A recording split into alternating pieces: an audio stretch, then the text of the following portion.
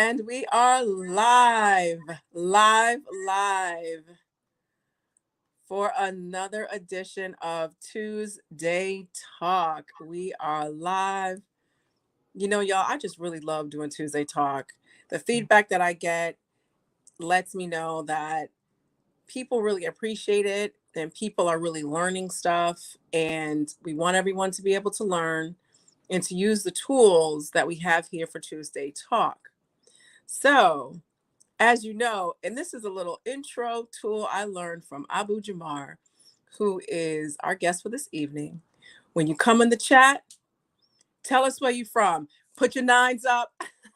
Jamaar be leaning in, put your nines up. Come on, family. You know what to do. You know what it is. Put your nines up. Put in the chat where you are from.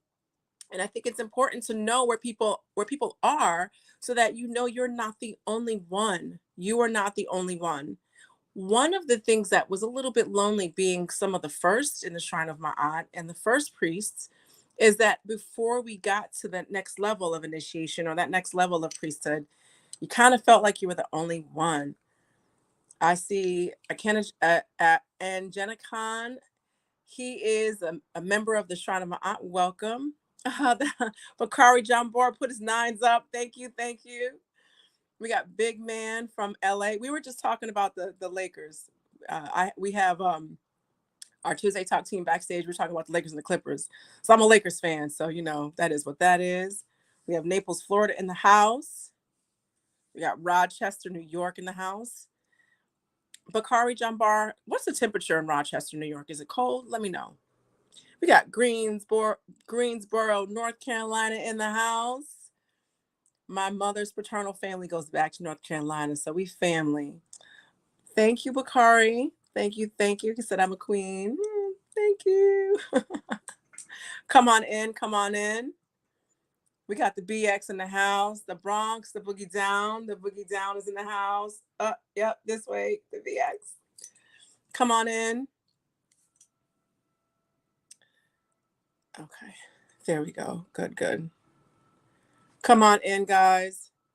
Tonight, we are going to be talking about what it is that you see that may not be completely accurate. Okay? There are times when we get information, and because it's familiar and because it's pervasive, meaning it's everywhere, and because it's in school books and we see them, on the news, in Google, it's quiet and it's silent. And it never says, hey, I'm telling you the truth. It also never says, hey, I'm telling you a lie. It just is. That is the most powerful way to get someone to think something without them knowing that they have been manipulated. No one's going to say, hi, my name is Manny the Manipulator, and I'm going to lie to you. No one's going to do that. Manny the Manipulator is not going to do that. You're just going to be up late at night, 2, 3 in the morning. Maybe you came across a previous Tuesday Talk or an Ascension or one of Jamar's videos, one of his rap videos, and then you come across some information and you're like, what? I never knew that. I, in fact, was told the exact opposite. Well, tonight is going to be one of those nights where you and I and everyone has been and is still told the exact opposite. So I'm going to say what some of these places are, because again, it's important to know who else is out there with you. We've got, I saw Atlanta's in the house, Annette Cortia. She's a member of the Shrine of Ma'at. Yes. And she sent some love and some peace and some life to San Jason. Beautiful. So tonight we are going to be talking about the Mekada Map. Put in the chat if you know what that is. Put in the chat if you know what that is. Abut Seshat knows a whole lot. And as successful as he is a humble brother. Jamaar is one of my favorite people on the planet. If I need something, it doesn't matter what it is. If Jamaar got it, he's going to give it to me. That's my brother right there. And I like the way that he teaches a lecture because you feel like you're at a rap concert a little bit, right? Just because with his energy, you know what I'm saying? And because he's an artist and he's a rapper. But Abu Jamar is going to let us know and show us what this Mekada map is and how things should really truly be orientated or oriented. That's the word. Okay. While you're listening to this, please understand that this is the information, the tools that you're going to walk away with so that you can use it immediately is when you see this, you flip it upside down. When you see the map the way that it's presented to us, you use the tool and flip it upside down so that you can start to reorient how you see yourself as an African person. And without further ado, I am going to bring to the stage Abu Jamar. Uncle my family. Uncle my yachts.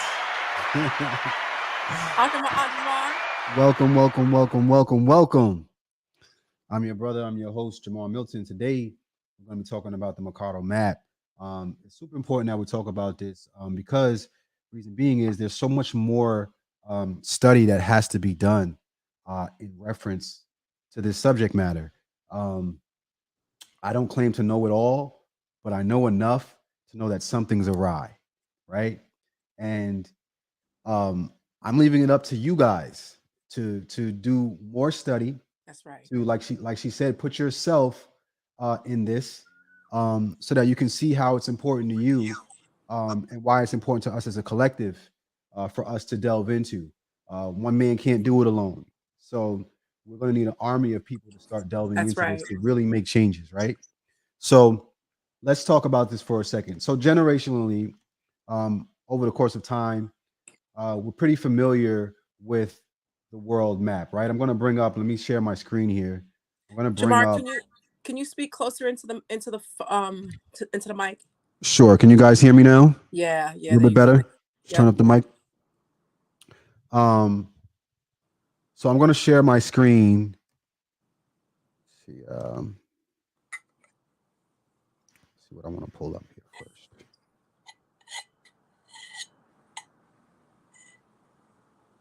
Okay. This is the map that we all know. Oh man, it can't be open. Okay, here we go. This is the map. Can everyone see that? Did you pull it up there? Oh, should say. Oh, you got to put it up there. Here we go. So now, this is the map. Why is it not showing the map though? Hold on. I need to show the map. It's showing the folder. I needed to show the map. Hold on. See if I can get it to do that. Is it showing the map now? No? It's showing a photo. Let me see if I can get it to show the map. Give me 1 second, family.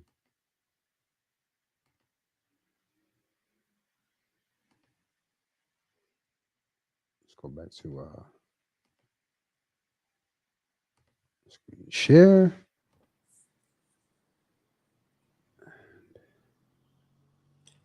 I was saying, this is live. We practice this, and sometimes it just, we got to do things while we're doing it. That's a fact. On to my Aunt Ronald. Bear with it. I'm just going to set this up so everybody can see it the right way. Okay. Sinette Cortia said, so nice out in the ATL. I don't want to go out inside. Okay. Yes. Definitely been in those ATL days and ATL streets when you didn't want to go inside because it was just so beautiful outside. For sure. All right. Give me a sec. Before I bring that on, I'm wait for you to get to that one little section. We're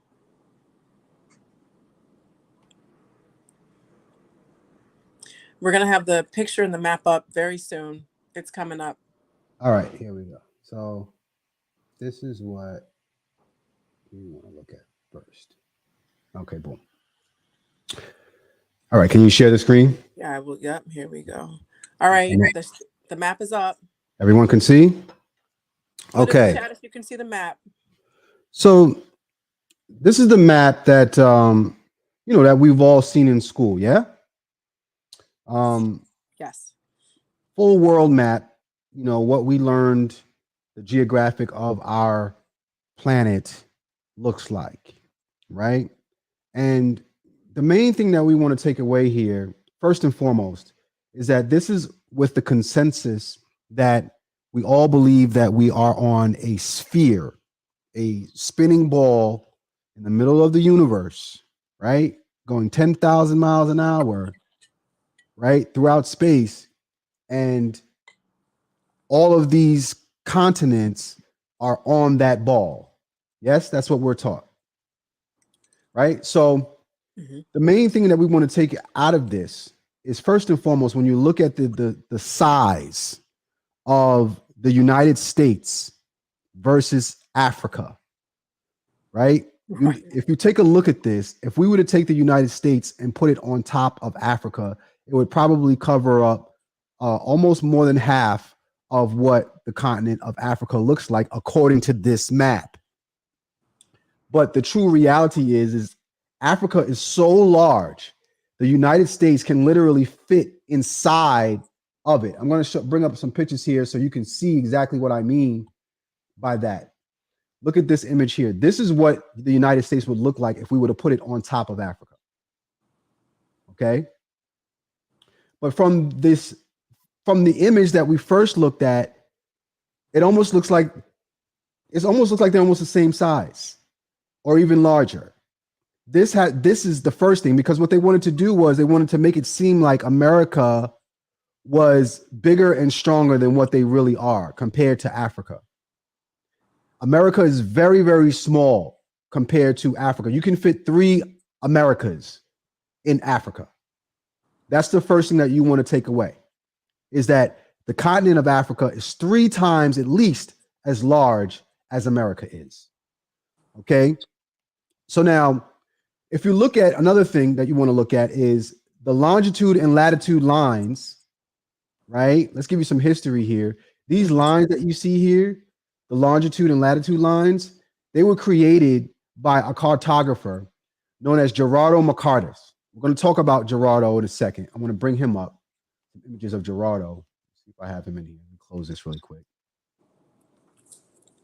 He's an important figure in cartography, because he's the one that literally invented longitude and latitude. This is him here. Now, why is he so significant? Because back in the day, they didn't have GPS, family, right? They didn't have the things that we have today. They didn't even have the maps that we have today. He was the one who created the longitude and latitude lines. And as a cartographer, the most famous cartographer in the world, he had to literally walk these things out. This was not something that you could take a plane and figure out during those times, right? This is before all of that.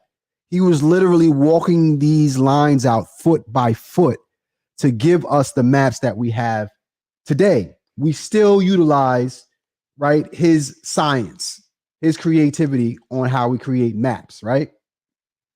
So the reason why he's important is because a lot of his maps have gone not just unknown, but missing. They're no longer being taught in schools. These are some of the maps that he has created. Now, looking at this, right, you can see, okay, it's not that accurate as far as the way he drew it, because he was literally walking it out, right? So that's kind of important to understand. But what also is important to understand is that some of this is more accurate than you think once he created the longitude and latitude lines. Here you're looking at a image of the North Pole. This is probably the most important map that Gerardo Mekada has created, because it's showing the true accurate image of Antarctica. When we look at this map here, this looks nothing like what we have today, what we're being taught Antarctica looks like. From this map to the map that we were looking at earlier, right? You see Antarctica is like this little thing at the bottom you can barely see. You see that? The maps we look at today? It looks mad small. It's almost like it's not even it's not even there. Right. Right? They make it look as if it's small, when in reality, right? Let's look at some of these. Look at Antarctica. They just like put it off to the side, right? Like it's almost not even relevant. Like a +1 at a party. Yeah. Like how we treat Hawaii with the United States, right? Look at Hawaii over here. Look, you got to zoom in to find it, right? Right. So Antarctica is being treated like that. Now, I want y'all to understand, family, that today, let me just go back to this really quick. Stop sharing my screen. Today, you're seeing a lot of action that is going on throughout the North Pole and Alaska and these different areas, right? You're hearing about these different balloons that are being shot down and right? A whole lot of things going on. You rarely hear, even though the maps clearly show us and our globes show us a North and South Pole, you rarely hear anything about the South Pole. Why is that? How come you hear nothing about the South Pole, but anytime there's something going on, they're talking about the North Pole? I'm going to tell you why. The North and the South Pole are one and the same. When you're looking at these maps here, right, they'll show you the North and the South Pole is actually a ring around the entire continent. So the entire world, rather. It's a circle. That's why they call it the Arctic Circle, because it goes around every single continent in the world. Now, this map here is important because it's not only showing the North Pole, but you're not seeing snow all over the North Pole. Jamaar, like you see, are you sharing your Let me bring screen? this back up and share the screen again. Okay. When you look at the Mekada map, pull it up, you're not seeing a whole bunch of snow covering this map. Right? When you look at it, actually you see land here, mountainous regions, right? And you see Greenland and yellow land, right? You don't see snow covering the entire continent. Also, you see it divided into 4 different parts. Now, remember, you had to walk this out in order to map it. There's no plane that he used to do this. He walked it out. That's why he was able to give us longitude and latitude, because he literally walked it out foot by foot. But also, if you can read a little bit of Latin, you'll see here that it says, on this island, it says pygmy. Can you see that? This word right here? You can zoom in. It'll be fuzzy, but you can make it out. I made Can it you out. see that? Yeah, it says pygmy. This first word right here says pygmy. Now, what is pygmy? Pygmy is a set of, or a civilization that was living there, very small people. And they look something like this. These are the pygmies. These are the oldest people on the planet. They're little people, very, very small. When Gerardo Mercados mapped this out, he said he found an island full of nothing but pygmy, mainly women. It was about 20-something women, about 27 women somewhere around there, and about 3 or 4 men only on this island.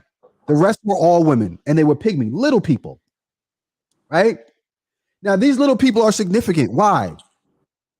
Because the ancients talked about them.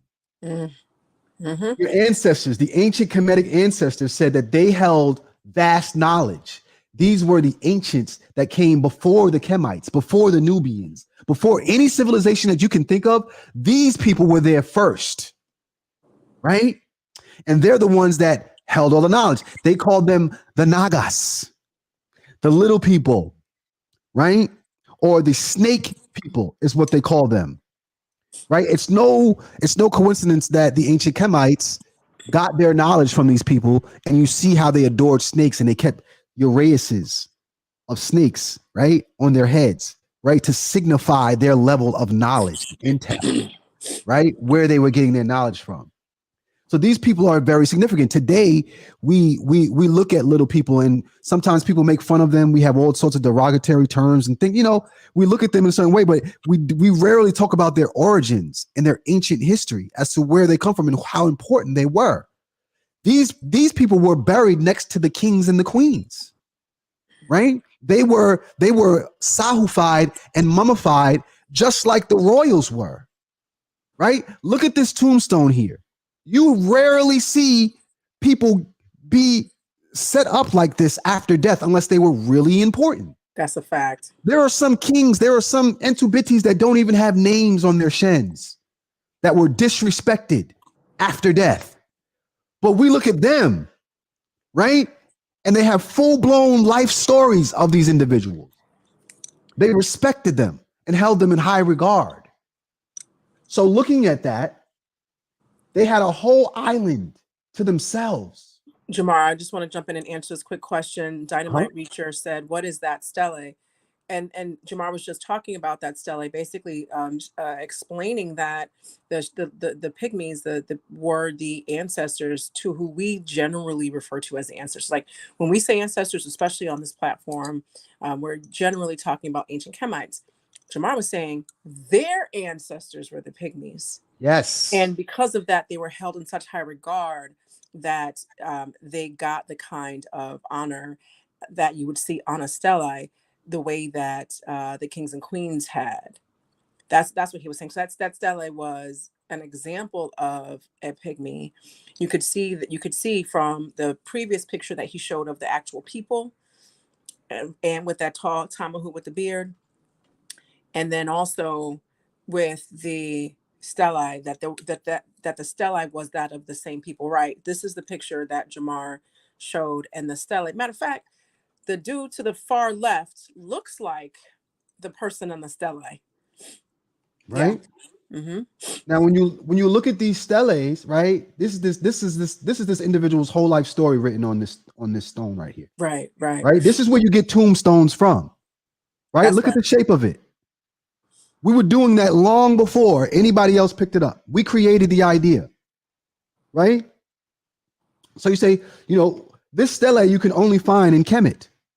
This is in Kemet, where I took this picture in the Cairo Museum in Egypt. Okay?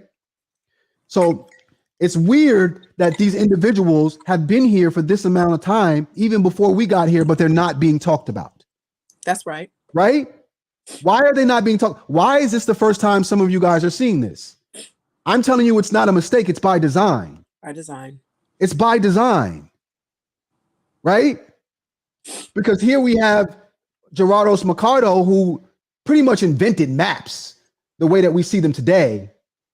He's talking about them. He's documenting them, that their existence is here on this island. But we're not. We're not talking about anything in Antarctica or anybody who originated there. You don't find that weird? Now look at this. Here, let me show you something else interesting on this map. To the left, this area here in pink, this is the United States. Huh? You see these mountainous regions? You see here it says California region right here? Oh, wow. You see that? That's California. Right next to Antarctica. Here you have Asia to the right next to Antarctica. You can literally take a boat ride. Look at this. Jamaar, I have a question. Yes. Is this, I have two questions. One person asked, Baraki Jambar asked, I'm curious about how maps were developed without technology. And then also, if you can answer, is this a picture of Pangea or right after Pangea? This right here. Well, when you're looking at Gerardos Mercado maps, remember the way that they did it is they literally walked it out. So this is his life's work, right? This is not something that he did in a month, because we didn't have the technology that we have today. Mm-hmm. We had to literally walk this out. So you're literally looking at this man's life's work. This is all he did. We still utilize the longitude and latitude lines that he created today, right? So if we're looking at a time frame, this is after, I would say, Pangea. This is after, right? Pangea, you're talking millions and millions of years ago, right? When everything was connected. This is after that. This is after the Ice Age, right? So, taking a closer look here in the pink, you can see America. This is North America here. If you go to the right, you see Asia and Africa. See that? Asia. Can you see that? All of this and Africa. Now, what you also see is Europe here down on the bottom. Look at how close these continents are, family. Does it feel like that when you take your flight? When you take your flight, is it that close? It doesn't seem that close, but look at how close this is. And he walked it out. What has changed? Many people say, yo, when I took my flight to Africa, we stopped off someplace totally different before we went to Africa. We went, if you go straight to Africa, it don't take that much time. If you go straight to Europe, they stop you off somewhere else and then you go, right? Yo, when I went to Kemet, it was like 19 hours, yo. I'm like, that doesn't even make any sense. There are 24 hours in a day. So if you start in New York City and you go around the globe, around the earth, that takes 19 hours, but really you're 5 hours away in the other direction. So you are in like California off the coast a little bit. Right. When you fly from New York to California, it's a straight shot. But when we went to Africa, I was like, we're gonna be on this plane for a day. Explain that to me. That's what I'm saying. So that's because they make these extra stops. The reason why they do this is because the maps that they've given us are not exactly the way that it actually is, right? So to the point where even the technology that they put on the planes had to be altered, right? Because here's the thing, remember, the earth is rotating, right? Therefore, if you were to fly in one direction versus the other, you should get there quicker. Huh? It shouldn't be 14 hours there and 14 hours back because you have the rotation of the planet, yes? So it should take longer, right, going clockwise than it does going counterclockwise. But here's the reality. The reason why that doesn't happen, family, is very, very simple. If you're going clockwise, you're going with the rotation of the planet. So it should take you longer. If you're going counterclockwise, boom, you should hit it very, very quickly. Right? Doesn't that make sense? If it's rotating? But the reality is, if we're on a spinning ball, there's no such thing as north, south, east, or west. Spheres don't have corners. Spheres don't have up or down. It's a ball. Where is up or down on a ball? You can't have it. You would have to create a perspective. And this is where the issues come in play, because now you say, this is north. This is south. According to who? According to whose perspective? That's right. Listen to what he's saying. Gems. Think about it. So now we have to track down, okay, who was making these maps? That's right. These were sailors that lived in the northern hemisphere. So what did they do? They gave us maps according to a person from the northern perspective, from where they were. This is why all of our maps are actually upside down, because they were done by cartographers who were sailors living in a specific region. Ideally, the maps should look something like this. Let's pull this up. This is what the map should look like. You see that? Oh, sorry. I gotta pull it up. There we go. Do you see how large Africa is?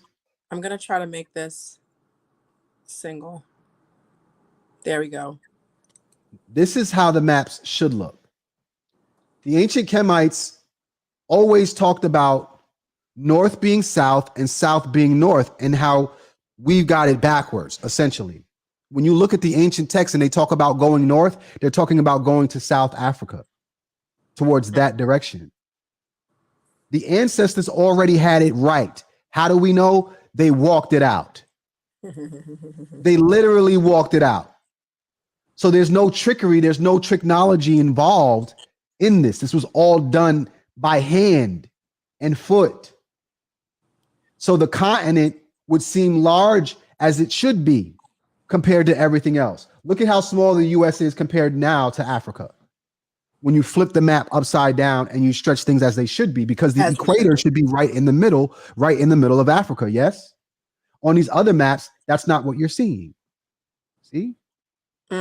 So we have to change that.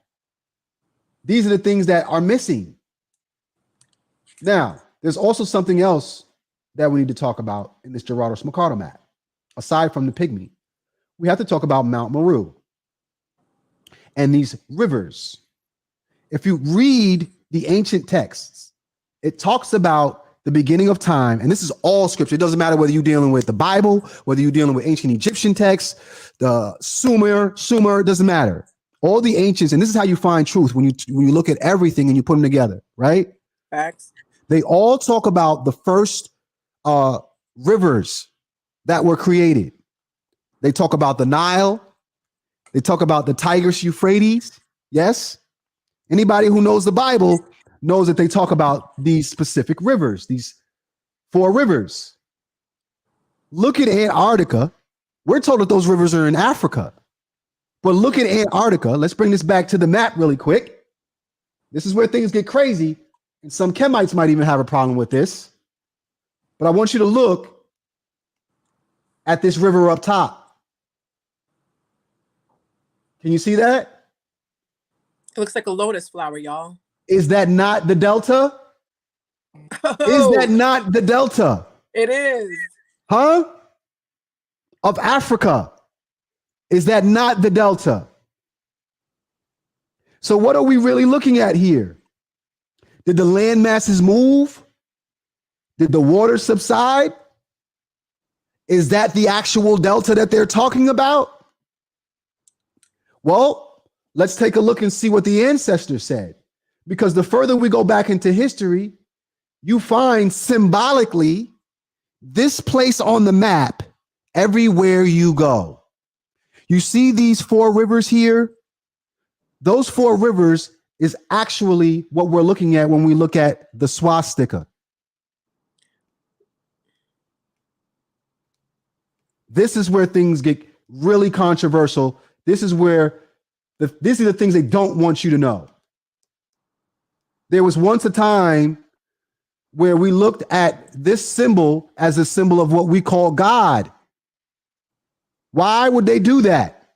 Why would they call this a godly symbol? All the ancients knew that this is actually where we come from. Do I need to prove it? Let's pull it up. Let's pull it up. Here we have that symbol right here in the middle of the Star of David, to show you that the swastika is not evil, right? As above, so below. Right in the middle of the Star of David. Let's keep going. I got a bunch of these for you. These are all different nations. All different nations who, for some reason, are showing reverence and respect for this symbol. Here's Japan. Yeah. Mm-hmm. What is this about? I saw this more recently. I don't even remember where, but it's basically confirming what Jamaar had said, that the swastika is something that they took it and made it evil. But so many ancient civilizations, not just African civilizations, Indian civilizations, other ones that he's shown use it. And it is a very old symbol, very old. So he's very old. With where did it come from? Where did it come from? This is where it came from, family. Look. These 4 rivers. Why were these 4 rivers so important, right? And why is the swastika created the way that it is? It's showing you the circulation of how the rivers actually flow. They said that these rivers are treacherous rivers, and you can't just take a regular boat there and survive. You'll get swallowed up. They're very vicious waters. But they also said that the ancients come from there, that our ancestors come from there, the pygmy come from there. They say that God comes from there. We cannot overlook this conversation because we know that human beings come from human beings. They don't come from the land. We don't come from land masses. We predate the land, right? You came from your mother's womb. Every human being did. Period. Where did the human being come from? Have you ever seen a human being come from out of the ground? Whether you people, oh, I'm indigenous to this land. Really? Which part of the land did you come from? Show me. Because I'm going to show you you're indigenous to your mother. Huh? That's where you come from. Now, where your mother came from is a whole separate subject. I know she didn't come from the land either. She came from another womb. Where did man come from? Okay, let's keep going. Because I got a bunch of these I can show you just to really drive it home, right? Look at this one. Here, they actually have Mount Meru here in the middle. Can you see this? This is very significant. Why? Because Mount Meru, from what I showed you in the other image, let me bring that up really quick. Mount Meru, or that mountain that's in the middle, there's a mountain in the middle here. What they say is a mountain in the middle of this map is an electromagnetic mountain, they say. It's made of silica, 80-something% silica, but it's electromagnetic. Some say the sun comes from here. Huh? Look at how they displayed it here in this image here. You can see a magnet or some sort of sound device here. Can you see that? With the sun in the middle. Look at that. Why would you put the sun in the middle of that there? Right? What do you call those things again? The sound devices, the tuning fork. Why would you put the sun in the middle of there? Right over that mountain. Do you know what else is there? Aurora Borealis. Where you see in the sky, it turns green in all the different colors, showing you the electromagnetic energy field in the sky. This is the origin of it. The origin is Mount Meru. That's where it's coming from. When people go to Iceland to see Aurora Borealis, they're looking at the electromagnetic energy pulses coming from this mountain. This mountain was said to be once a large, what we call Asherah pole, or a large tree.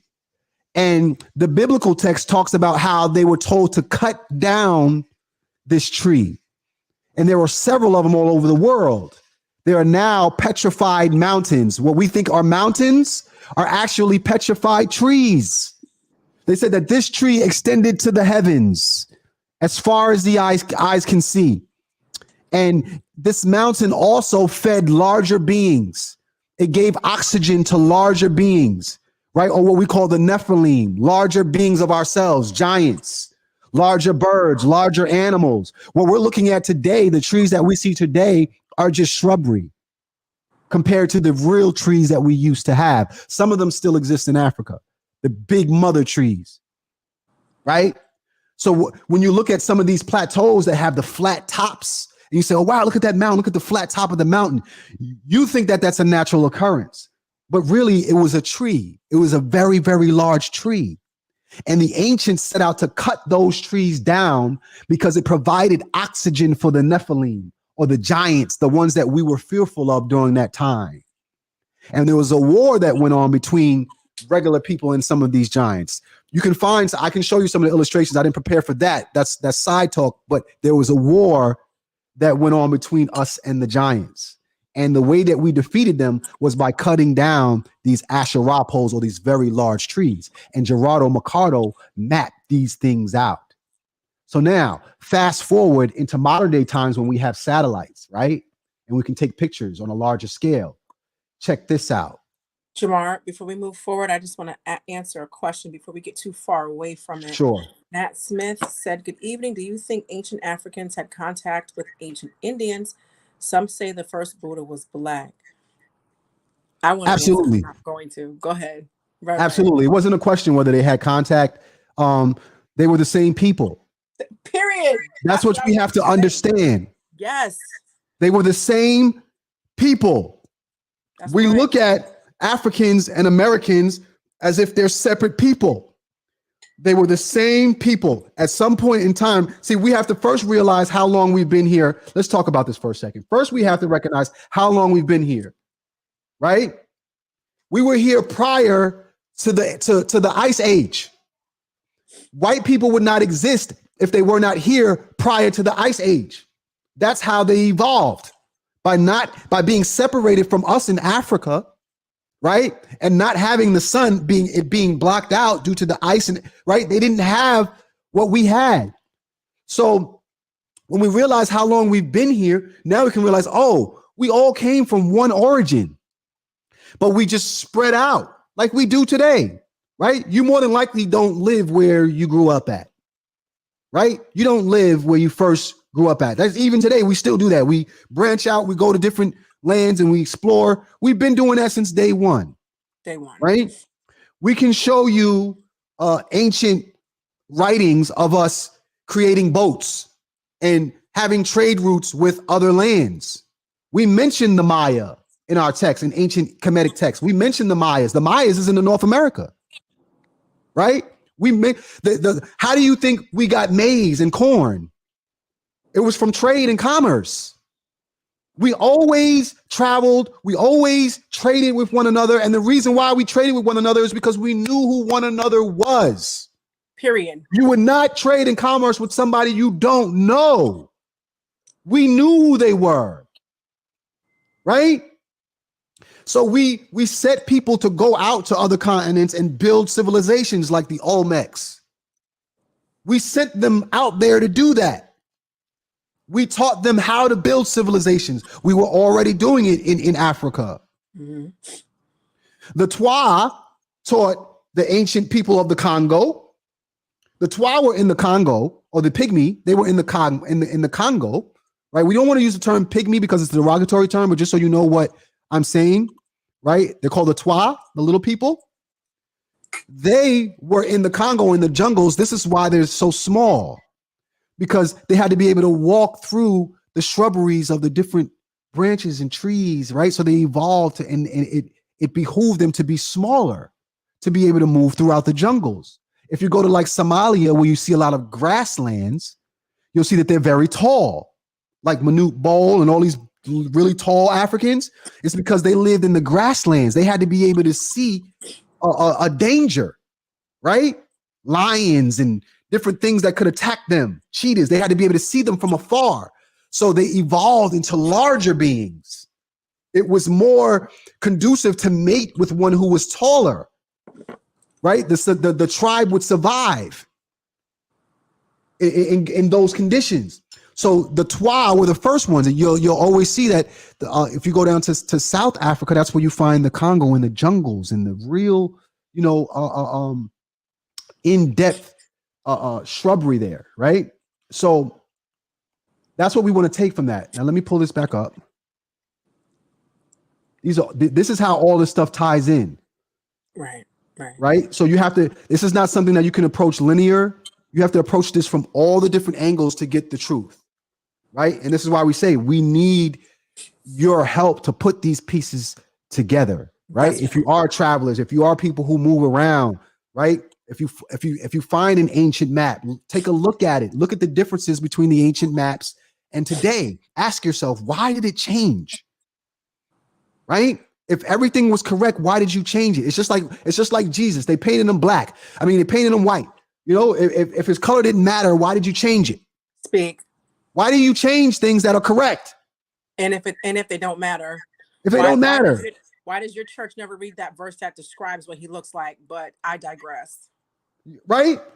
So we have to look at this stuff because it's not just here. It's not something that is just, okay, whatever. No, this stuff is important. So now let's move up to today's time where we have, okay, here's a satellite of the same image that I just showed you on that map, family.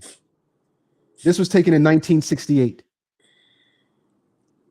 Here you're seeing there's almost no clouds, right, covering Antarctica. The ice fields on the surface you can see now observed a little bit more. And the hole at the North Pole can be clearly seen.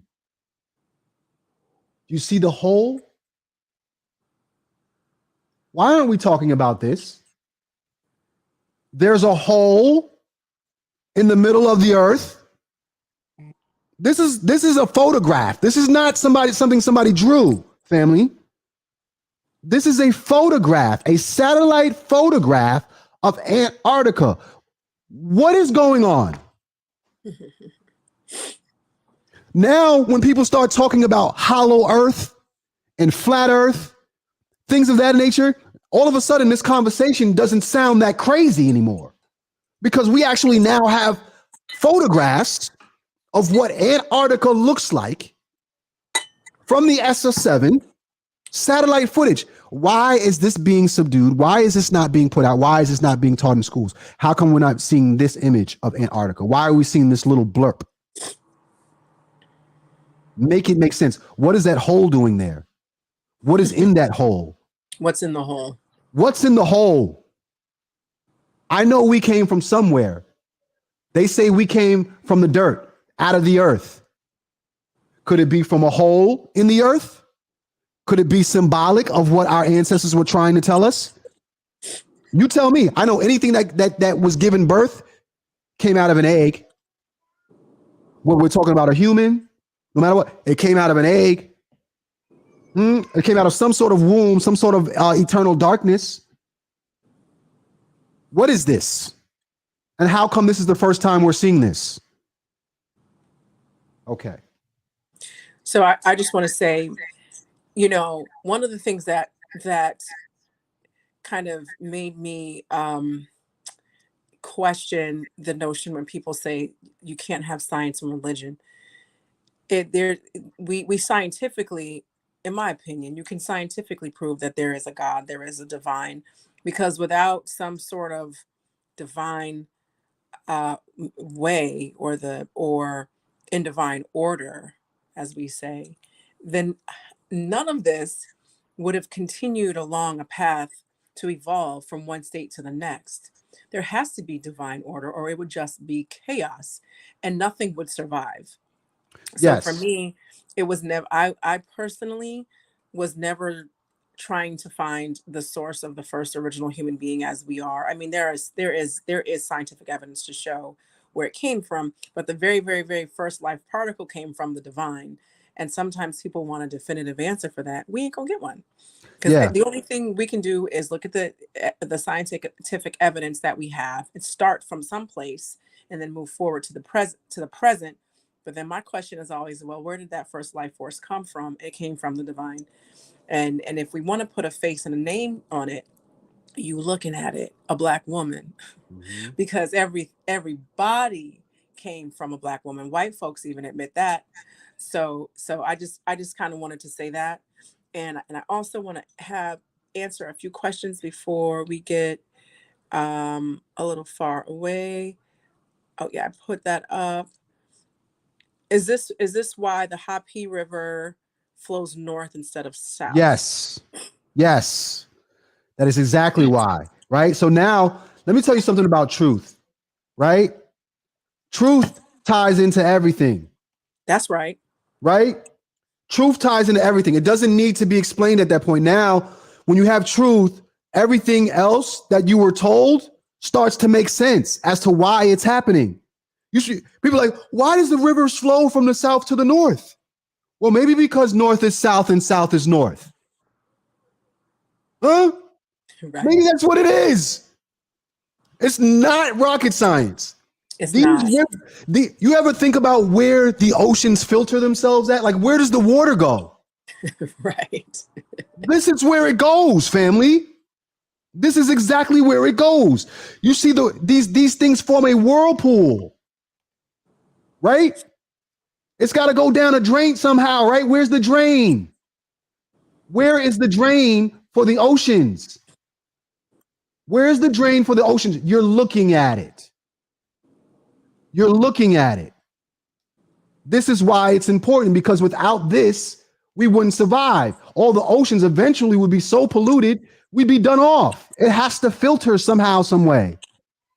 It has to go somewhere, right? So this is what we're looking at. And all the ancients, check this out.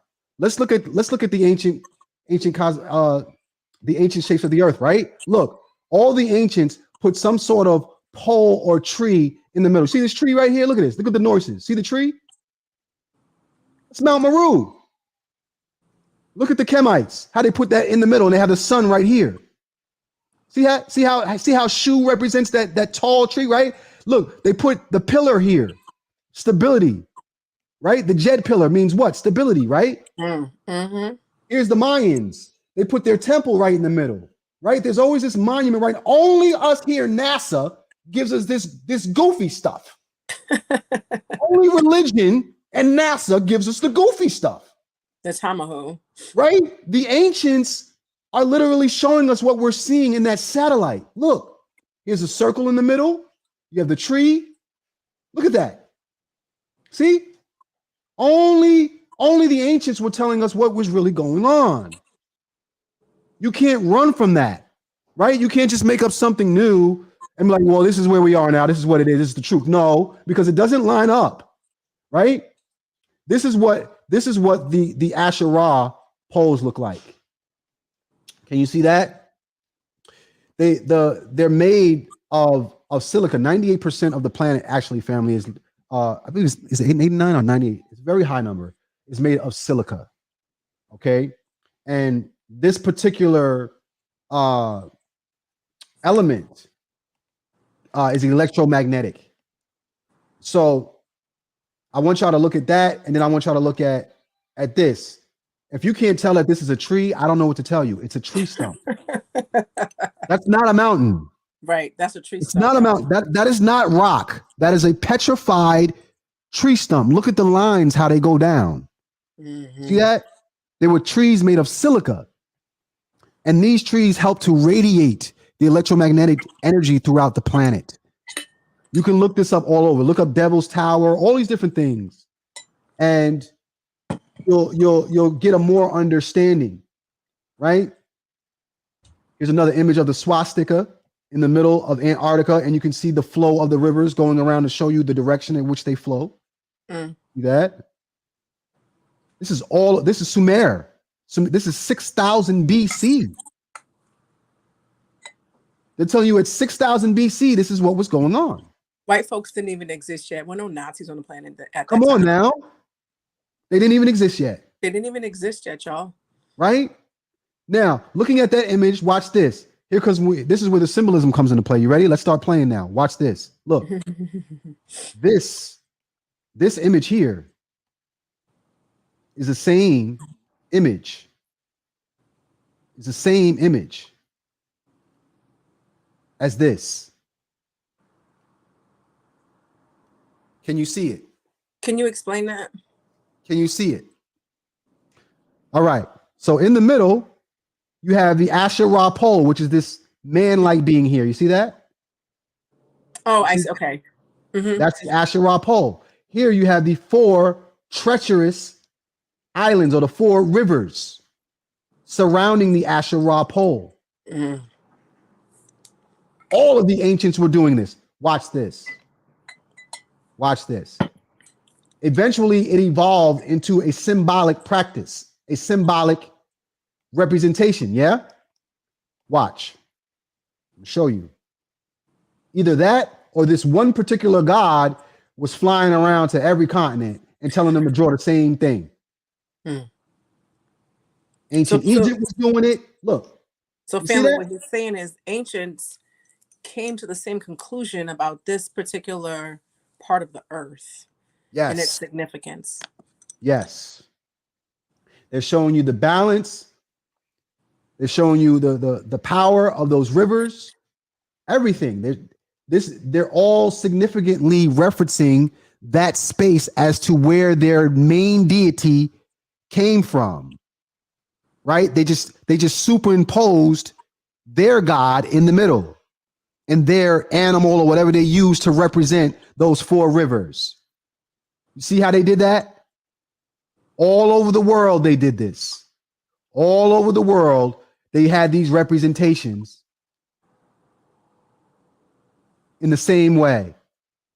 How? These are all civilizations that were separated from one another, right? They weren't trading and commerce with one another, right? They were all separate civilizations. How is that possible that they all came up with the same conclusion and they all did the same symbolism? See, one thing about the ancients that they all also did is they put themselves in the center of the universe at all times, right? We do that here now in America. In Africa, we look at the falcon. We'll say the falcon is, Ra, the Most High. In America, it would be the eagle. In Kemet, it would be the jackal. In America, it would be the wolf. See? So wherever you are, you would superimpose what you saw in your direct environment to express what it is that you're trying to say. Mm-hmm. So when you can understand that, now you can jump in their perspective and see where they're going with it, right? All the ancient maps did this. Look, here's Jerusalem. Here's how Hebrew people saw themselves. They put Jerusalem right in the middle. We know Jerusalem is in the center of the universe, but look what they did. They put Jerusalem right in the middle. The circle around it. Here you have the Caucasus Mountains, and you have a bunch of little beings living in the Caucasus Mountains over here to the right of Israel. Look at how grotesquely shaped they are. Look at their limbs. No, seriously. No, for real. Zoom in on them again, Jamar. Can you see? Some of them have faces on their bodies. Some of them have rickets. Look at their legs. They're diseased. Yeah. Do you know who these people are? Do you know who these people are? These are the albinos that we drove out of Africa and we sent them to the Caucasus Mountains. That's who they are, adjacent to Jerusalem. They're right there. They're on the map. You can see them diseased off in the cut, in the mountains, in the cut. You see? Yeah. This is why we have to study ancient maps, because it puts everything together, right? It tells no lies because they were doing it in real time right then and there. This is not stuff that they came back afterwards, like the Bible and stuff like that, and wrote thousands of years later. Right. They were doing it in real time, much like the way we did our stele, right? We were writing it during the times of the wars, during the times of the famine. We were writing it at that moment. Mm-hmm. Our ancestors didn't live that long, right, to be able to pass these stories down without writing them down and things of that nature. So we tracked everything. We were great at record keeping. That's one thing about Kemet. If you want to say why is Kemet the greatest civilization, right? It's because they understood the importance of record keeping, of documenting what it is that they did, right? There are many civilizations that did great things, but documenting it was far more important. I'm sure there's some things in your life that you never actually showed anybody that you did, and you probably think that you did some great things. But if you never showed anybody, nobody knows but you. Right. Nobody knows but you. Right. Greatness is valued by others. It's explained, right? What makes something great is how we depict it, how we say, okay, yeah, collectively we can all say that is greatness. Right. Right. But if no one knows that it actually happened, how great can it be? Right. Greatness surpasses the origin and influences the masses. Yes. Long after you're gone. Long after you're gone. That's why people who were not even born, the person is deceased, and then people are born years later and still influenced by the person. That is greatness. That's greatness. That's greatness. That's a legacy, right? So the Kemetic legacy is the largest legacy in the world. In the world. There is no legacy more thorough, with more evidence, right, than the ancient Kemetic legacy. When you look at what Gerardo Mekada has done, you find that it ties into a lot of different walks of life and their perspective of what they saw, of how they rendered it. That's very important. If it only works for that one civilization, right? More than likely, it wasn't a great civilization. If it only works for them, right? It was probably a smaller civilization. When you see that it's touching all different areas, that means that it was something that everybody could gravitate to. It was something that everybody could use. It was of value, right? For the collective. So studying these maps, these ancient maps, specifically the ones that Gerardo Mekada had made, will propel you to a level of understanding that many people in the conscious community have not reached. A lot of times when we come into the community, into consciousness, we only see ourselves. We only see our lives. We don't see how our lives connect with others and how we are all connected in some way, shape, form, or fashion. We look at Christianity like it's over there. We look at Islam like it's over there, right? We don't put it all in the pot, right? To say, hey, all of this was at one point one collective, one universal consciousness, one system that we all followed, a spiritual system that we all followed. And we knew that if we did not follow this system, it would ultimately lead to our demise. There were no choices. Now we're a little bit softer. We can choose different lifestyles, especially here in America. You can choose different lifestyles that don't necessarily fit your DNA, right? You can celebrate holidays and worship different gods or not worship different gods, right? You can have different perspectives on how you want to live your lifestyle. Mm-hmm. Back then, not so much. You had to fit into the criteria of your immediate surroundings. There was no dollar bills. It was trade and commerce, barter and trade. So that means I'm growing fruits. What are you going to do that's complementary to what I need?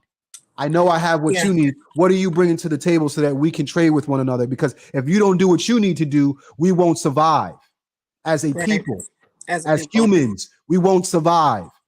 This is why wars happen. It's because you have the resources that we need to survive and you don't want to come up off that. We got to come get it. We got to come get it. If you have grain, right, and we have, I don't know, rice or fruit, I know you need grain. I mean, I know you need the rice. I know you need the fruit, right? You're not going to let me get none of that grain that we need. I need my fiber. Right. We're coming to get that. So, we're going to have a war. Part of that is being in Ma'at and living in line with nature, recognizing that we as human beings are a part of nature. Yes. So when you get to a civilization that doesn't work for everybody, that's because the humanity in people are not being recognized. The divinity within people are not being recognized. And this culture is not in Ma'at, not in balance. Here's a trick question for you guys. I want you to answer it in the chat so I can see if you've been paying attention all this time. If Jamaar and I are together and I have 2 apples, how many apples should I give Jamaar? Put in the chat the answer to that question. If I have 2 apples and Jamaar has 0 apples, how many apples should I give Jamaar? That's the question. Okay. I want to answer a few questions in the chat, and then we're going to come back to the answer to this question that I've asked you guys. Is it true? Is it true the Twa were the snake people who were killed off in Ireland by St. Patrick or Maewyn Succat? Yes, that was the Twa. So every time you celebrate St. Patrick's Day, you are celebrating the demise of your ancestors. Yep. You see how now why certain people don't acknowledge certain holidays? If you know better, you do better. Period. Right now that we've given you this explanation, right, as it comes up, what you just heard, you can't unhear. You can't unsee what you just saw. That's right. You're gonna hold yourself accountable to that, right? Now, when you see it in the back of your mind, you're gonna be like, "Wow!" You're gonna feel crazy next time. Like, damn, they really. Right. The Twa people. Guess who the Twa's deity was? Can you guess? Let me pull it up. I want to see if anybody can guess who the Twa's deity was, who their main deity was.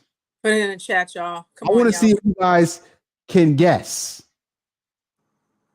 who was the Twa's deity that they worship. And then what I'm going to do, I'm going to pull up the answer.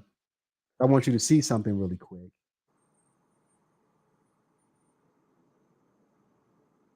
I didn't plan on doing this, but since we're talking about it, I might as well show you. Okay. Is it? Okay. Anybody got the answer? I see it down there. Bess. That's right. Bess. And who is Bess? Do you know what Bess represents to them? Them. No, I'm going to bring it home. You ready? Let me share my screen real quick. Hold on. Let me find the tab that I need to show you. Let me just do screen share, entire screen. I'm going to show you who Bess is. Y'all ready? Bring this up real quick. Okay, there we go. Y'all ready for Bess? We ready.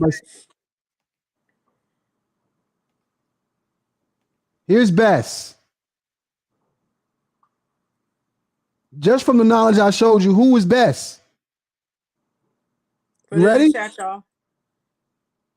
Anybody got it? I want to see if anybody got it. Who's Bess? Somebody has it. I see some women want me to put it. Want me to highlight it? Yeah, let me see who got it. Who got it? He got to change the name. C Newark, C Jersey. He got it right, but he used the wrong word. He said pygmy. What's the correct term? No. You know who got it right? Who? Stephanie Lewis. Bess is the leprechaun. Oh, I didn't see that yet. Hold on. Look. Oh yeah, there it is. I'm sorry, Stephanie. I didn't see your answer. The leprechaun is Bess. They literally just stole his identity. They killed him off and stole their god and gave you a leprechaun. Period. Say that again, Jamar. They literally killed him off, stole their god, and gave you a leprechaun. That is Bess. That is who the Twa worshipped. They gave you the leprechaun. Okay. If that don't drive it home, I don't know what I don't know. Right? So it's all right there. It's right there. Right? You hear people, they say it, but can we show it to you? Now you see the visuals. You're not going to be able to unsee that. Every time you see a leprechaun, you're going to see Bess. And I'm going to tell you like this, y'all. Just because you do like this, don't mean you don't still see Bess. That's Bess. I can't unsee it.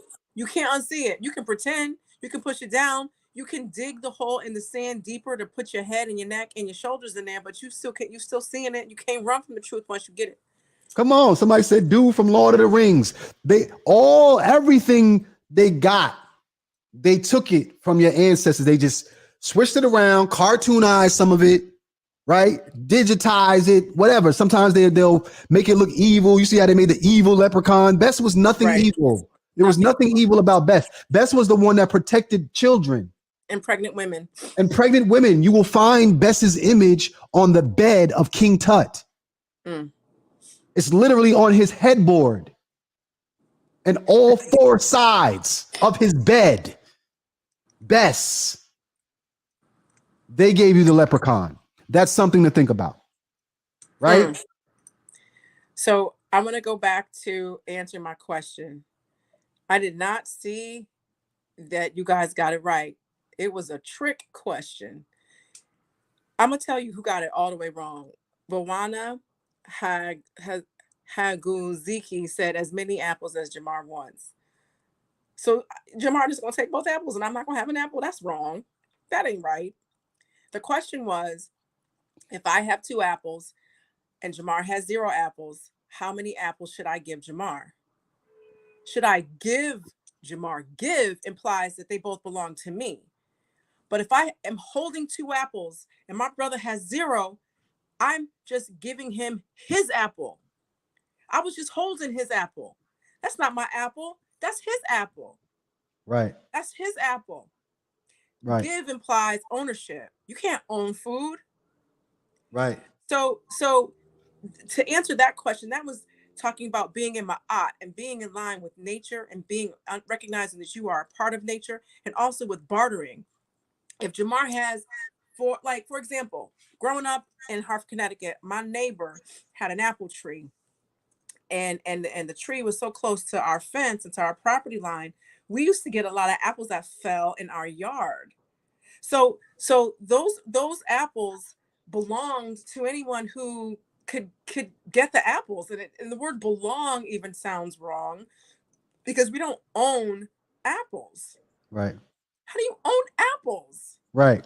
So the bartering that he was saying is really a physical example of ma'at, where if I have it and you need it, this is yours for me to put in your hands because I was holding it for some reason. Yes. And so you're giving me something I need. That is the divine nature. That is recognizing the ma'at in that. It don't make no sense for me to have all this rice and all this bread, and you got all this meat and all these fruit, and we're not all eating all of it. That doesn't make any sense. Yes. And we could even take that a step further. We got one more question for you. After she gives me my apple, what should I do with that apple? What should I do with that apple? I don't even know the answer to that one. Put it in the chat, y'all. We didn't practice this beforehand. This is all on the fly. I got one for you. After I get that apple, what should I do with it? Somebody said share.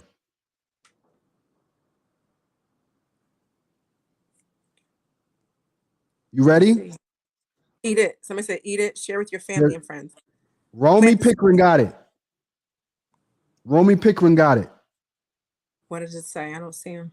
You plant the seeds you get from the apple. That's right. Right? Because here's the thing. We're not here to give you fish.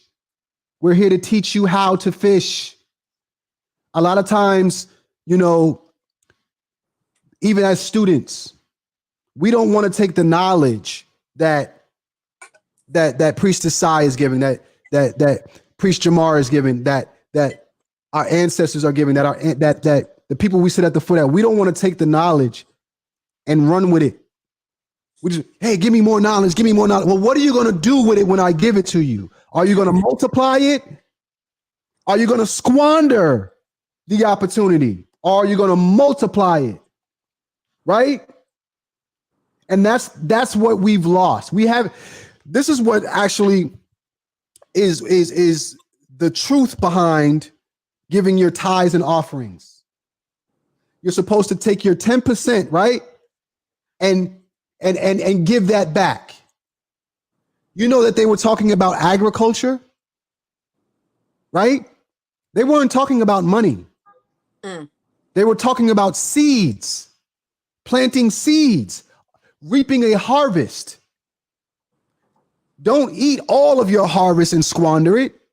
You have to take at least a couple seeds and put them to the side and plant those seeds so you can have more harvest next year. See? So there's a whole lot of lessons that can be learned in that. Once you start running a garden, you learn that, right? You learn like, wow, okay, well, I got a good harvest this year. When you get your tallest plant, you take the seeds from that tallest plant, from the fruit of that tree, of that particular plant, and you replant that one so that next year you have even larger harvests, right? So this is what we're doing here, right? Right now we're giving away apples, but it's up to you guys to take this knowledge and run with it. We need for y'all to multiply it. We need for y'all to look at it and say, yo, okay, Jamaar Milton, Sister Side, gave me something to connect some more dots. How can I take this further, or a perspective that he might not be seeing? How can I add to it, right? Instead of just soaking from all the scholars, right? That's not what we're here to do, because guess what? You're just soaking from the scholars and you're not sharing that knowledge. You're a library that's just waiting to burn down. Basically.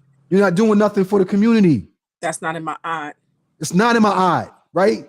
There's a lot of people that take the knowledge and they say, oh yeah, I'm very knowledgeable. And they only use it when it's time to debate or come at somebody versus actually using it to build something, right? This knowledge is not meant to just destroy. It's to destroy the lies. That's about it. But the rest is to say, wow, guess what? What can I take with this knowledge? Well, what can we do? As Black people, we need more Black explorers. How come we only see white people delve into the depths of the waters and into the highest mountains of Mount Everest? We only see, How come we don't travel? Get your passport and go see something. Go discover something. Go learn something. Yeah, go find something. A lot of times we're just doing things that have already been done. And we're rediscovering things that were already there. Why aren't we the ones stretching to the horizons and creating our own maps from our perspective? That's right, from our perspective. Right? Why aren't we doing that? So, this study this put me down a whirlwind. I put it to the side for a while because I had to learn the perspective of many other people in the conscious community and how they saw the planet and where we live, right? I put it to the side for a minute just to see, okay, well, maybe I don't know what I'm talking about here. Maybe there's something else that's going to pop up that's going to debunk what the hell I know. So I didn't talk much about it, right? But ultimately, it was one of the first videos that I had done that exploded, right? When I was talking about the swastika and things of that nature. But that came from my study of these maps, because you cannot discredit these maps when we still use that technology today to map out what it is that we see and where we are, right? These are the ones that created, the names that we just dropped is literally the person that gave you how to create a map. So with that being said, where do we go from here with this, right? With these images, how do we get it into our school curriculums to change the maps and turn them back up the right side up? With the correct orientation and size, or shape, or even make it in a perspective where there is no orientation, which would be the right way to do it. Because if we want to play along with, okay, we're on a sphere, there's no such thing as north, south, east, west. We got to be better than that. Because now we ultimately are subscribing to one civilization's perspective when we do that. Okay, yeah, something might be north or south from where you are, but that is not north. Does that make sense? Basically, like it's the difference between what a universal truth and a perspective. Perfect. Universal truth, right? That we all can relate to. At the same time. At the same damn time. Right. Right? So this map subject is very, very intense, very, very deep. And if you guys find anything more, don't be afraid to hit me up in the inbox, hit Sister Sai up in the inbox. Drop that knowledge. Right. Because this is not being talked about. This is an untapped lane right here. Nobody's touching it because 90% of the people are afraid. The other 10% are dealing with cognitive dissonance and they don't want to believe what it is that they're looking at because they've been taught, I think more people are with cognitive dissonance. More people Probably. just don't want to believe a lot of things that Yeah. happen on this planet. Yeah. We Yeah. just don't want to face it. You know, Not facing something does not make it. Is you go doing away. this? This is what It you're doing. doesn't go away. It's like hide and go seek. When you hide and then somebody finds you, it's the truth is always there. So before we continue, I just want to address this question. It says not one piece and hunter times hunter being brought up. Come on now, that question doesn't make sense. I don't know what you mean by that. If question me, if you can be clearer about what your question is, we can address that question. What does the question say?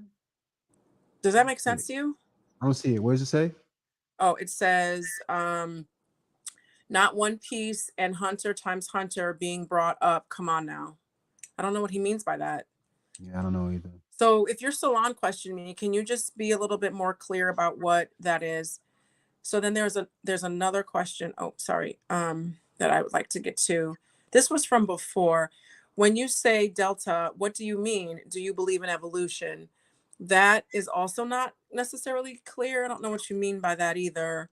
If you could, Delta. if the two of you could just kind of explain those questions a little bit more, would be happy to answer it.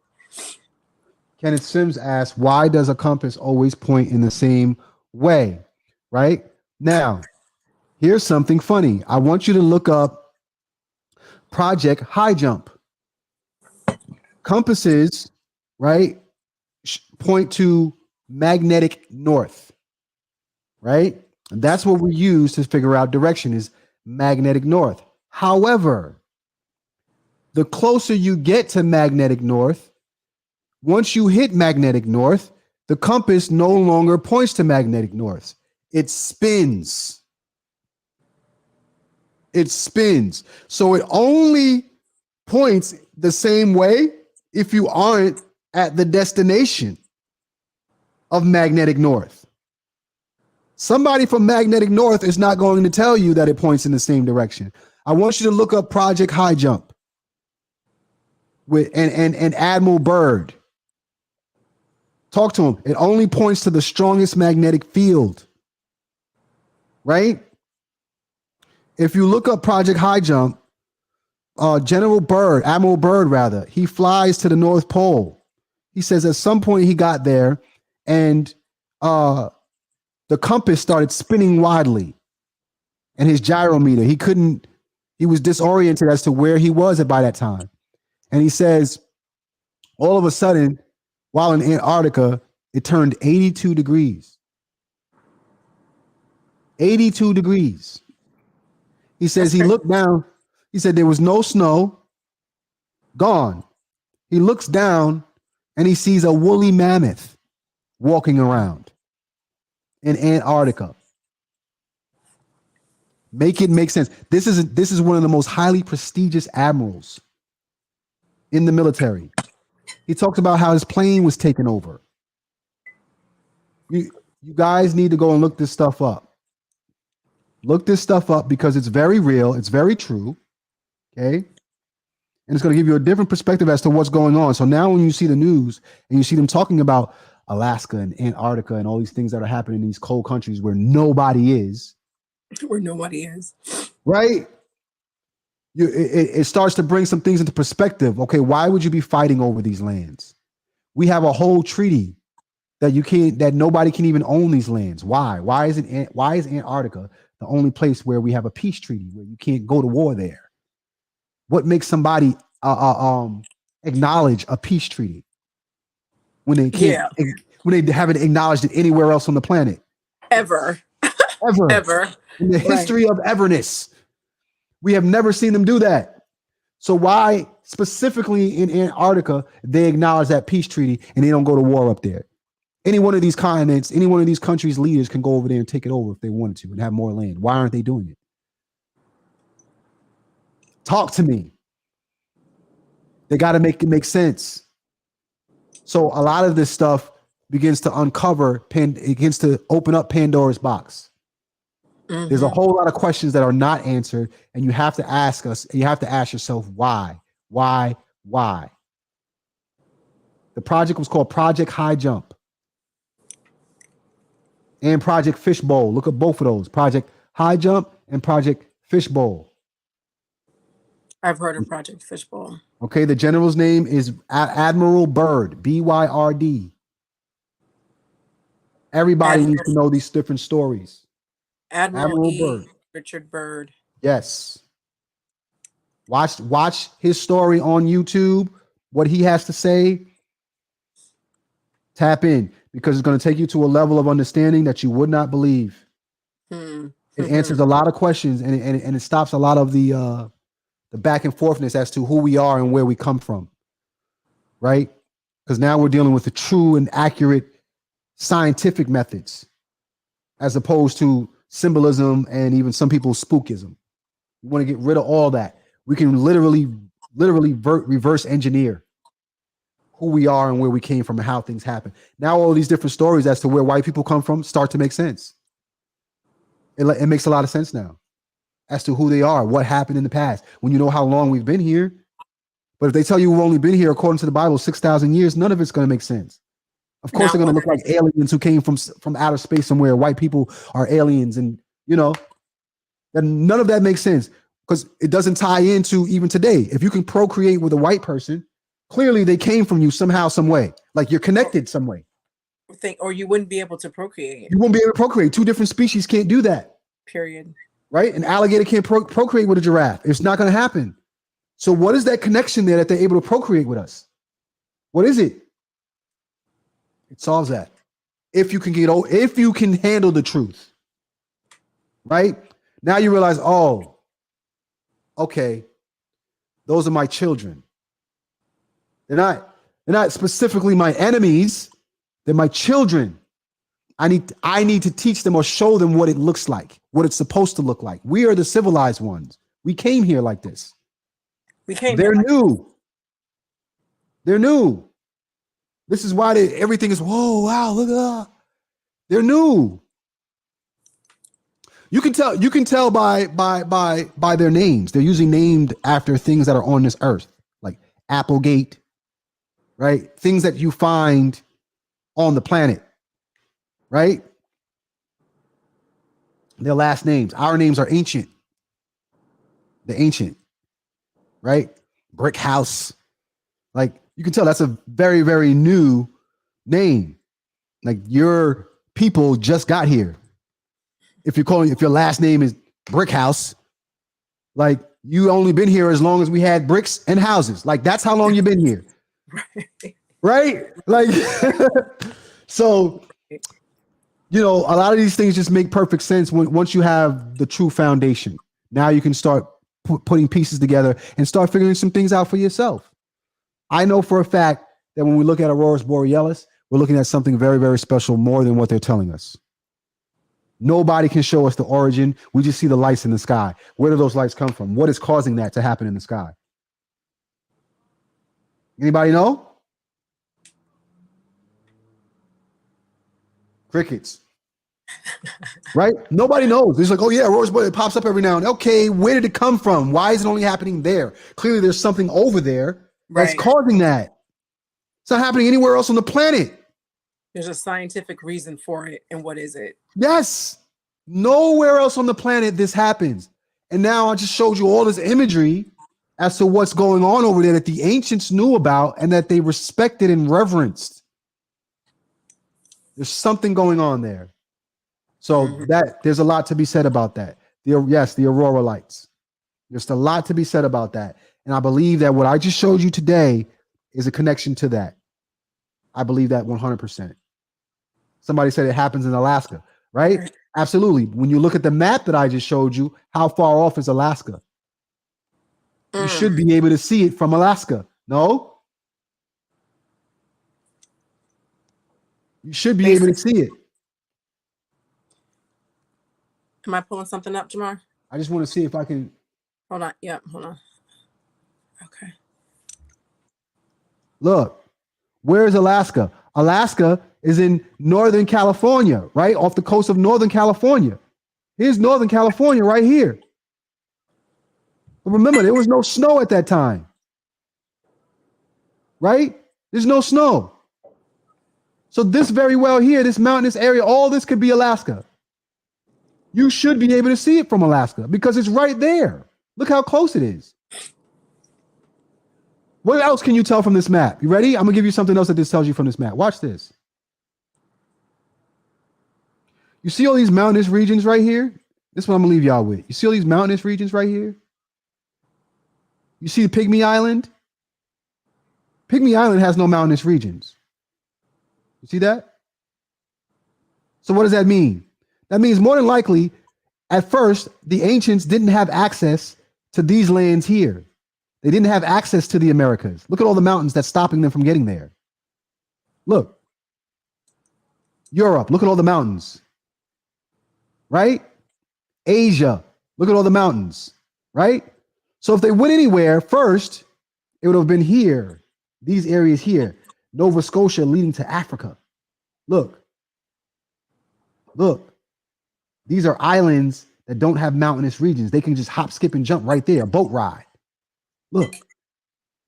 Hop right off. Boat ride. Here you can reach Asia right here. Right? Africa right over here. Look. It's a boat ride. Hop, skip, and jump. All this mountains, mountains, mountains. So this tells you the first areas where we possibly would have inhabited first. Yeah, we would have been to the Americas at some point, but it would have been after probably all of this. This was right here. Why would we go all the way over here and try to go past treacherous mountains when you have these islands right here that you can see? You can literally see them from here. Think about it. Now, if you come down through these riverways, these treacherous rivers, eventually you'll end up here. Right? Now, this area, we have to figure out what this is. This could be, I don't know, Great Lakes. This could be all different. We don't know. We got to figure out what part of America this is. This is Cali, though. Right? So this could be South America, Gulf. Right? And this would be America. This could be the Gulf right here. Who knows? Actually, no, because if this is the Gulf, here's California, right? So the Gulf would be further on this way. So this would be like, let's take a look. Northern Cali, the mountains of Northern Cali going down. This would be almost like the Mexico area. Right? Mm-hmm. But look at how close it is to like Europe and all this other stuff. Like, you got to make this make sense. Like, how did this map of the land masses just change like that so dramatically? There ain't that much shifting in the world. We would still be seeing that today, right? We still be seeing over the course of 40 to 50 years, you would see some sort of shift if that was going on at that speed. You know, Matt Smith says this looks shortly past Pangea. I agree with that. Mm-hmm. Yeah, because I asked the question at the beginning, is this Pangea? But everything was landlocked in Pangea. So yeah, I agree with you, Matt. I think it is a little past. It looks like it. But the reality is there was an ice age that happened. And we can't overlook that. We have to look at the chronological order as to what happened in history. That's a fact. That's science. That's science. There was an ice age that happened prior to what we see today. And we were here before the ice age. How would we document it if we weren't? We were here. You can look at what the ancestors were writing. Like, even if you look at the Narma palette, you see on the back of the Narma palette, they have these creatures with long necks, almost look like brontosaurus. And we have them with chains around their neck, taming them. What animal is that? With that long neck like that on the Narma palette? What animal is that? What era is that? If they say, oh yeah, dinosaurs, well, what era was that? Because that's a long time ago. You can find petroglyphs of us training dinosaurs. There are petroglyphs in mountains of us training dinosaurs or large beasts, right? So all that needs to be explained. All that needs to be explained. We can't just run from that, right? So this is where we are in terms of knowledge, wisdom, and understanding. What we've learned today as to how old human beings really are and the civilizations that came along the way in their chronological order. So yes, Gerardus McCarter. Look him up, learn his story. Mm-hmm. He is important, right? Learn his story. And then start to put some pieces together and get at me. My Instagram is at Jamaar, Jamaar. All right. Shout out to everybody with the Cash App. Cash App is Jamaar. It's Jamaar A. Milton. You can put an A in the middle of that. Oh my goodness, I'm sorry. No, it's all good. I think if Hold you on, do the guys. Jamaar Milton, it'll still go to me, but Let me try to use Jamaar A. Milton. we want to make it right. Jamaar A. Milton. Hold on. Milton. Oh my goodness. Milton. Jamar. Yep. Okay. There you go. Sorry about that, Jamar. No, it's all good. But definitely, family, the Yes. maps is the way to go, especially the ancient ones. And the perspective, in closing, just to let you know, like, perspective is everything. How you view your ancestors, how you view the continent of Africa is very important, because there are a lot of weapons set against to making Africa look very small, minute, and insignificant. Yep. While they rape Africa constantly. Yeah, while they rape them systematically, and they'll have you thinking that Africa has no resources, everybody's living in tents, and they're all poor, and they have no knowledge, no education, right? But it is the richest continent in the world. They have more natural resources in the world than any other continent, and Africa is the only continent that is actually fixed to Mother Earth. All the other continents are floating. You hear what I said? I see. I need to bring you back because you brought up some different topics. I'd love to hear about that. Africa is the only continent that's not floating. Everything else is literally spreading apart and breaking off from Africa. You know what? That's almost like how the structures that are built in Ethiopia come up out of the earth. They were chipped away and they are rooted into the earth. Yeah. And as opposed to slapping it on top. Yes. And building on top, theoretically something can knock that down. But how you gonna knock down the earth? Yeah. It goes nowhere. You can't That's how they built what they built. So, like, hint, people ask you, how did they build the pyramids? It was more like baking a cake. It was more like having some clay and letting the sun dry it up. They weren't carrying them stones, stone by stone. They understood how to create stone from scratch. They understood how to mix it and create the polymer. And then all you got to do is put it in the mold, you pour it in, and then you let it dry. That's how it's done with laser precision. Laser precision. There was literally a mold casted for that. They didn't bring stones from other countries and other continents. They brought sediment. You can bring sediment easy. But once it's hardened as stone, you're not putting on that on no little shit and riding that down the Nile River. Oh, no, you're not. No, you're not. They brought the sediment and then they mixed it and made the stone there. You can still see the molds there when you go to Kemet. You can see the little, just a hole, it's a square, it's a mold. And they would pour it in there. That's how they did that. You see? Science. Right. What we were able to, we were the first people to decode science, decode math, which is really the formula for which all things work, right? And we decoded it. And that's why we were able to build monuments and to create such, and to give civilization to the world. Watch this. Just to hold your thought. Don't hold that thought. Mm-hmm. We didn't decode it. We coded it. That's right. Right? That's a good correction. I'm glad you said that. We're the creators. That's right. We literally created the code. Go on. Well, we looked at so being here first and spending all the time that we had, we were able to recognize cycles.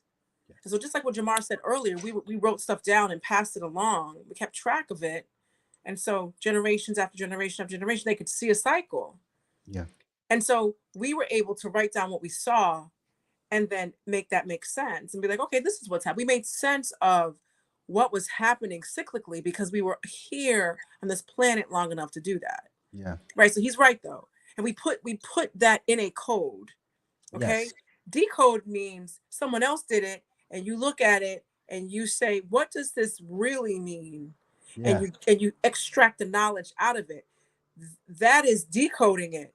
But we put the knowledge into it. We coded it. We Yes. we saw the knowledge and we were able to say this is what's happening and that's the code, right? And that's why we Yes. were able to build literally and spiritually and religiously and basically being in Ma'at Yeah. and connecting with nature and people in a way that's sustainable. That's sustainable. All this destruction is not. How is destruction sustainable? And we have to get back to that. Like it's the difference between um researching something and searching for something, Mm-hmm. right? Research, you're going back over other people's work, right? When people say, "Well, what are your references?" Why do I need a reference for something I discovered? I found it. I'm the reference. We need more of that. Less of we need less of Dr. So and so says this, Minister so and so says this, Jamar Milton says this. What did you find? Right. From Did your you work. search for anything? Or are you merely repeating what someone else has said? Right. And because you reverence their opinion, you see it as factual or truth versus actually going and seeing for yourself, right? There's very little of that in our community. There's very little of people who search. When I go on trips, family, I don't go just to go and sit at the resort, right? And sip pina coladas. I'm searching, right? The pictures that I showed you, those are pictures that I took, right? I went and did the work myself. You can do the same.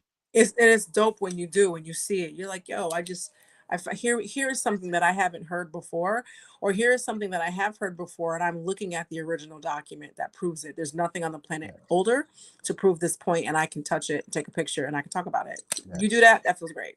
It's a different level of passion that That's comes right. with it because you know what you saw. You know the air that you breathed. You know what you felt. All of that. You know what you heard. You were there. It's a different perspective. It's a more valid explanation, a more valid viewpoint, right? When you go and you search yourself. And that's what we need more of in the Black community. I'm just so tired of hearing doctrines and perspectives that come from people that these people don't even know. Like, do you even know this person you're reciting? Or you just admire their work, right? How about we go and do the work? And if everybody was doing the work, we'd be a lot further. If we weren't just following a handful of leaders who can only do but so much, including myself. I always champion that. I always champion, yo, no matter what I'm telling you, it's not the end all be all. I want you to go and bring me something back because I can't travel all year round, right? I can't always be in the library. I can't always be out here searching. I need for you to go and find it and let me know what you found because you might find something that I didn't discover yet, that I didn't see, right? Like help the movement. So yeah, somebody said belief. Belief is accepting something you don't know. That's exactly true. Like That's what it what we do in is. Kemet, we don't have to believe anything. We don't believe anything. I don't believe Right? a thing. Yeah, we I find don't. the truth. Right? Believing is literally saying that there's an element of doubt. You're saying that there's a possibility that this might be true, so I believe it. Belief and faith also inherently means there's a gap between reality and proof. Yeah, That's what it is. yeah, There's no connection between reality and proof or your statement and proof. Right. There's a void of proof. And usually you have faith and belief and stuff, especially when we're talking about spiritually, that make no sense. It makes no sense. So Yes. what you want and what you say, there's a gap. That gap is proof. It's never going to be filled because you're talking about something that just couldn't possibly happen. And if you had the proof, we would have seen it by now. Yep. If Period. I if I was to ask you, Sai, do you believe that your name is Sai? You're like, well, what do you like? I know my name is Sai. I know it. There's a difference between believing and knowing. And what's the proof? I have 3 pieces of proof: my mama, my daddy, my birth certificate. Right. Right. You can legitify whatever it is and back it up, whatever it is, with that proof. Once you have the proof, you now know. And that's what I'm saying that we need to start doing. We need to start knowing. And the only way you can start knowing is by proving it. Proving it is not reciting someone else's perspective. That's not proving it.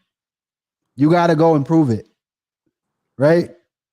So who's going to go to Antarctica? Who's going to fly to Iceland and go see what's going on? We got a trip set up for April, actually. The Lighthouse has got a trip set up for April. But in any case, this is what we do. You want to start traveling the world, right? Start moving around. It's not just about, traveling for the sake of saying, oh, yeah, I travel. And, like I said, take some pictures and throw them on Facebook. You utilize that time. Go talk to some natives. That's right. Go visit their libraries and museums. That's one of my favorite things to do when I travel. I go to the museums to see what they're teaching their people, what their perspective is. And I always somehow, some way, I find somebody that lives there. I go and kick it with the natives. Sometimes I end up having dinner and sitting down eating a potato soup and just having a conversation. You know what I'm saying? I've done that in many different countries, and it's served me well because I'm hearing it straight from their mouth, what happens to them. One of the first places I went to was to Chichen Itza when I went to the Mayan temples, and they told me their story. And how the Europeans came and took all their books and burned all their stuff, and we had 3 books, and then they're the ones who told me that the pyramids line up with the ones in Africa. That's what led me to here. But had I had not that conversation, I wouldn't have been curious enough. I wouldn't have been curious enough to figure out, okay, well, what are these pyramids? What's the deal with these pyramids? How do they line up, the ones in Africa to line up with the ones here? It doesn't make any sense. There has to be some sort of connection. Period. Right? That's not a coincidence. That's before I was conscious. I had already made that connection. You see, but that came from not from sitting in a lecture, right? It didn't come from watching a documentary. It literally came from talking to the natives while drinking their potato soup, right? So it's just, but in order to do that, what does that mean? That means you got to be open-minded. You got to be able to talk to people, right? We can't condemn people that aren't like us, other cultures. You won't learn anything. You won't learn anything if we look at everybody as your enemy, right? These people hold keys to the pieces of the puzzle of knowledge of self. Everybody collectively is the divine. Everybody collectively is God.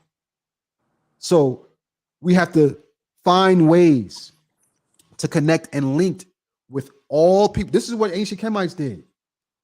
It was multicultural. There was a whole lot of different people coming in out of Kemet. They connected with everybody, but they had this one sense of self, this divine self, right? Of importance that we have to protect what it is that we have. At the same time, we still have to connect with others, right? And that's what we're doing here. And that is definitely what we're doing here, especially with our national and international reach. So, we're leaving you with our homework, which is do your own search. Please. Do your own search. Okay. And also, if there are any topics that you want us to cover, there were some questions here in the chat that were kind of off topic. So if you want Jamar to go over those and have him back and discuss them, hit him up or hit me up, and we'll see what we can do. Okay. So I just want to thank you, Abu Jamar, for coming on here and feeding the people and giving us what we came here to get. And if you need the name of the map again, I'm trying to find it. I also want to say thank you for the people who donated on Cash App. We don't do this for money, but we Wow. need money to do it. So if you can hit up Jamar A. Milton on Cash App or Yoga Girl Psy on Cash App, we really would appreciate it. Oh, I can't find the comment that has Mercader. Can you say it one more time, or can somebody else put it in the chat? I wanted to highlight that and leave that there. Can someone do that? Are you doing that, Jamar? Yeah, I'm trying to pull up. I think it's written on this. Okay. Okay. Yeah, Gerardus. You can Here it put is. Gerard Mercado, Mercator, and it There should you come go, right up if guys. you Google that. Yeah, Gerardus Mercado. There you go. Thank you, Dynamite Reacher. Appreciate it. Okay. See Newark, see Jersey said, pretty sure she's referring to me. Yeah, you did have some comments that were a little, over here. They were over here, but maybe we can talk about them. I like to stay on topic when we have a topic for a particular Tuesday talk, but that doesn't mean that it's not something we would discuss. So hit us up. Okay. So again, I want to thank you guys for being on Tuesday Talk and coming to support. Your feedback is always welcome, and I do appreciate the feedback that we get.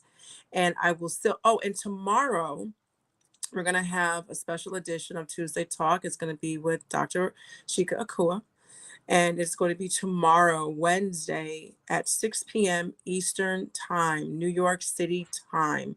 A flyer will be coming out very soon, tonight or tomorrow.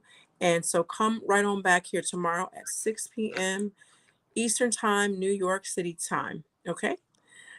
Thank you so much for supporting Tuesday Talk, and we will see you tomorrow. Shema Ma'at. Remember, Tech.